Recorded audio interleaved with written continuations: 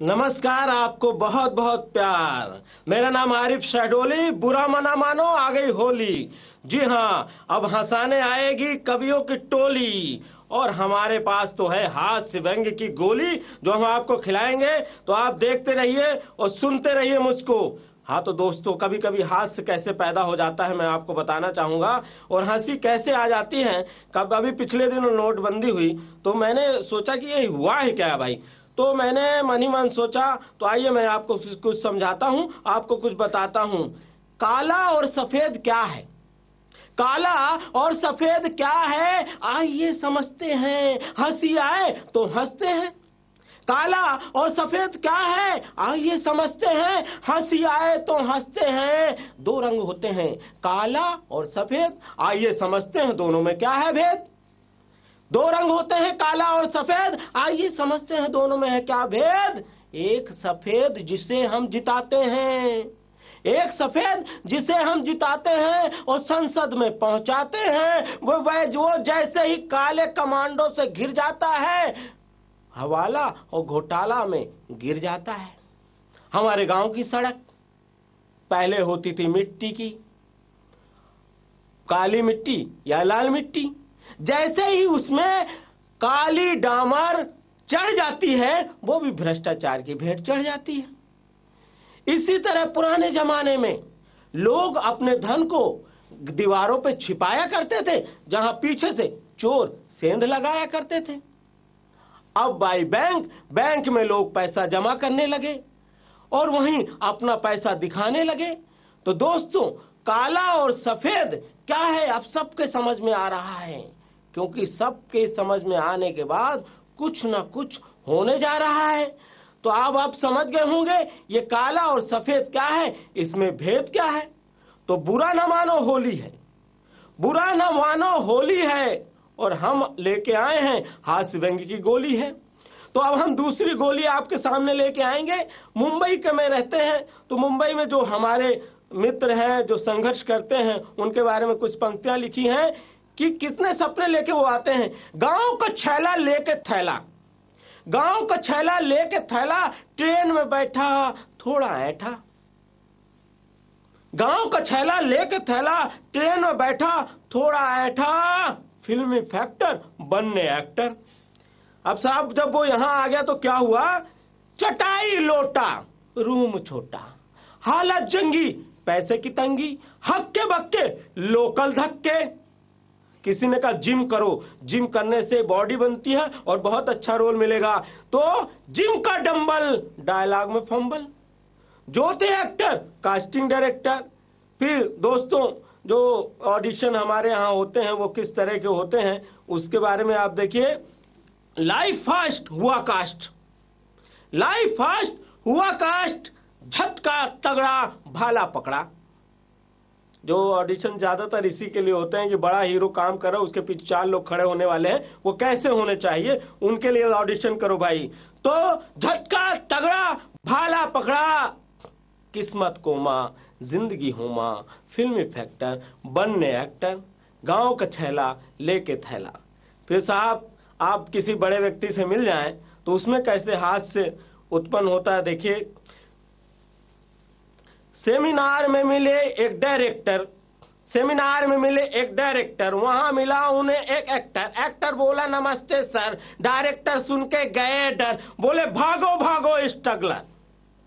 तो इस तरह जो है किसी को यहां नमस्ते भी कर दो तो वो ऐसा सोचता है कि कहीं डर जाता है कि अरे भाई अपरिचित व्यक्ति है, ये नमस्ते क्यों कर रहा है, कोई काम तो नहीं है, वो भी डर जाता है। इसी तरह दोस्तों हास्य उत्पन्न होता चला जाता है। एक बार ऐसे ही होली का माहौल चल रहा था, होली के अवसर पर मुझे कवि सम्मेलन के लिए बुलाया गया।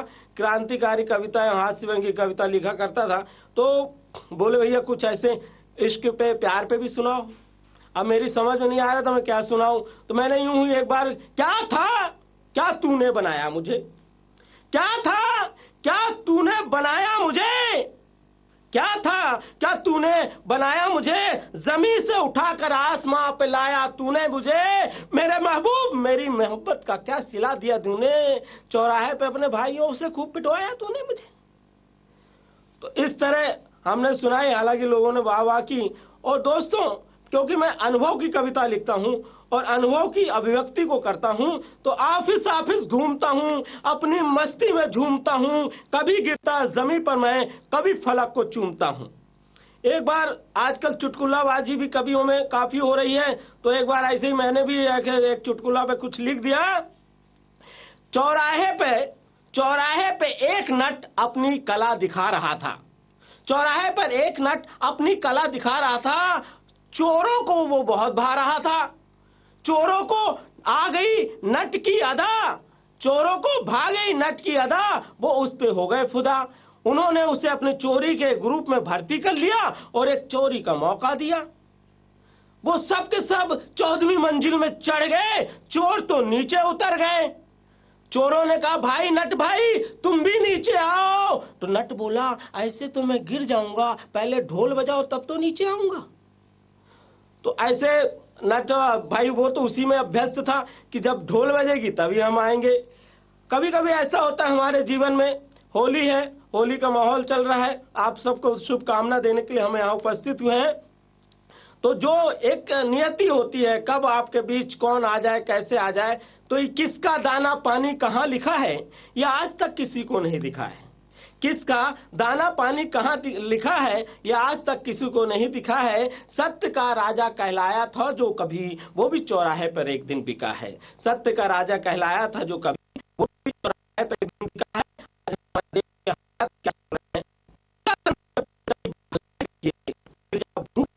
उनके घर मलाई देखिए, प्रजातंत्र में प्रजा की भलाई देखिए, प्रजा भूखी और उनके घर मलाई देखिए। राजनीति का रंग सफेद जहर हो गया, अपने खिलाफ खड़ा अपना भाई देखिए।